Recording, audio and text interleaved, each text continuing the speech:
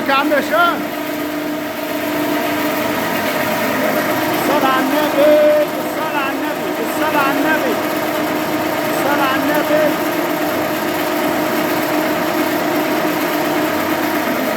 ده الحاجة اللي انت جبتها يا عم هشام.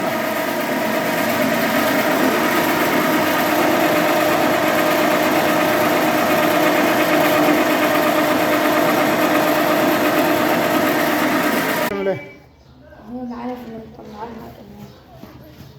العلف اللي انت لسه مجربه ده؟ الصلاة على النبي.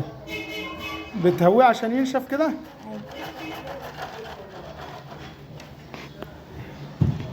زي ما انتوا شايفين كده، ده الشغل بتاع المكبس جديد، حاجة حلوة بالصلاة على النبي.